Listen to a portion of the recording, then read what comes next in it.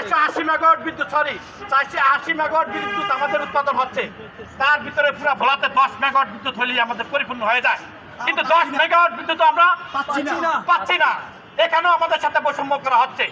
তারপরে দীর্ঘদিন যাবৎ আমাদের আন্দোলন ভোলা বরিশাল সেতুর আন্দোলন, প্রধানমন্ত্রী আমাদের মাননীয় প্রধানমন্ত্রী তারেক রহমান ভোলা বরিশাল যখন প্রোগ্রাম হয়েছিল ওই সমাবেশে পার্থ ভাই এবং অন্যান্য যারা আছেন সবাইকে কথা দিয়েছিল যে ভোলা বরিশাল সেতু হবে, এবং এই ভোলা বরিশাল সেতুর ব্যাপারে তিনি কয়েক দফা কথাবার্তা বলেছেন, এটা আমরা জানি, এবং এই কাজটা যাতে সুসম্পূর্ণ হয় ওইভাবে কাজ করতেছেন এটা আমরা জানি।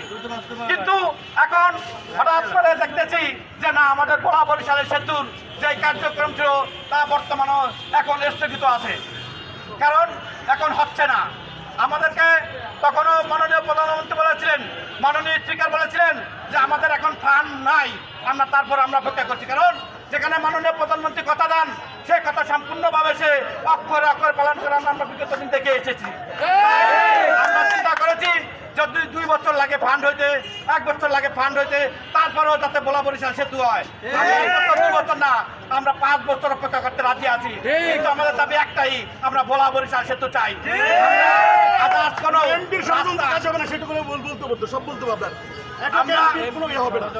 আমরা কিছুদিন আগে একটা রোড ম্যাপ দেখেছি যেখানে দেওয়া হয়েছে যে তারপরে রহমতগঞ্জ মেহেন্দিগঞ্জ মিলে একটা রাস্তা হইতেছে। এটা আমাদের দাবি না, রাস্তা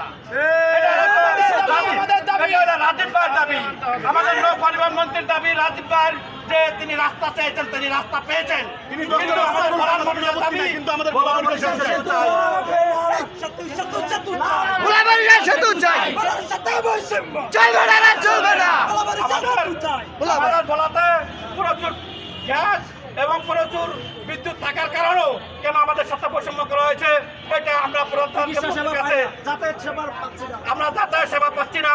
আমাদের একজন রোগী যদি অসুস্থ হয়ে যায় তাহলে ভোলা থেকে ঢাকা পর্যন্ত আসতে আসতে তার আর মনে করেন অনেক সময় নদীর মাঝখানেই মারা যায়। আমাদের ভোলাবাসীর একটাই দাবি, আমরা ভোলা বরিশাল সেতু চাই।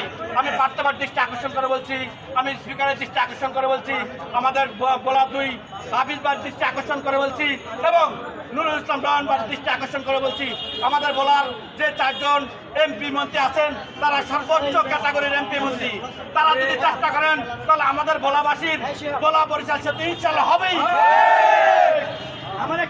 আমি তাদের দৃষ্টি আকর্ষণ করে বলছি, আমরা যে কোনোভাবে হোক প্রধানমন্ত্রীর সাথে যোগাযোগ করে আমাদের ভোলা বরিশাল সেতুর ব্যবস্থা করে দেবেন ইনশাআল্লাহ। আমরা যদি ভোলা বরিশাল সেতু না হয় আমাদের আন্দোলন কিন্তু আরো করা এবং কঠিন আন্দোলন হবে। সড়ক পথে এই পর্যন্ত কয়টা সেতু আছে আমাদেরকে এখনো এই ব্যাপারে খুলিয়া বলে নাই, আমাদেরকে শুধু সড়ক পথ জানায়, আমরা ওই সড়ক পথের বিরোধিতা করি নাই।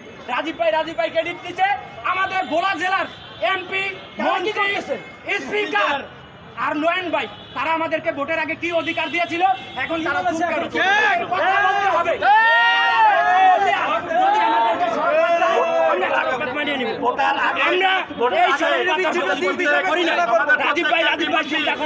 আমাদের বলার এমপি মন্ত্রী স্পিকার তারা তাদের চিন্তা করবে, আমরা তার অধিকার চাই, আমরা জানতে চাই। ভোটের আগে আমাদের ভোলা বরিশাল সেতু করে দিবেন, এবং এই কথা দিয়ে আমাদের জনগণ কিন্তু এই কথার পরিপ্রেক্ষিতে সকলে ভোট দিয়েছেন ধানের শীষে, শুধু একমাত্র ভোলা বরিশাল সেতু হবে বিধায় ভোট কমতো। আপনার কাছে আমার একটা প্রশ্ন, ভোলা বরিশাল বিভাগের ভিতরে 8টা উপজেলা না, আমাদের পুরা বিভাগের ভিতরে 21টা সিট, 18টা সিটি বিএনপি পেয়েছে, তার মানে অবশ্যই তাদের জনপ্রিয়তা আছে, তাদেরকে মানুষ সাধারণ জনগণ তাদেরকে খুব ভালোবাসছে, বাসার কারণে তারা একবার 18টা সিট পেয়েছে, 2টা পেয়েছে জামাত, 1টা পেয়েছে নুরু ভাই।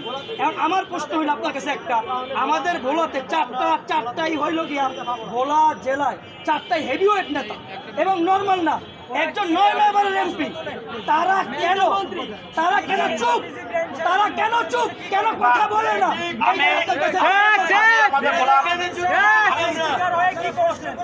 আমি আর একটু শোনেন, আমাদের আজকের যে আন্দোলন হয়েছে এটাতে আমরা শুরু করেছি আবার নতুন করে, ঠিক আছে? আমাদের আন্দোলন সামনে আমরা কর্মসূচি ঘোষণা করব এবং কঠিনতম আন্দোলন আমরা করবো ইনশাল্লাহ। এই আশাবাদ ব্যক্ত করে আমি আমার বক্তব্য এখানে শেষ করছি। খোদা হাফেজ। আজকে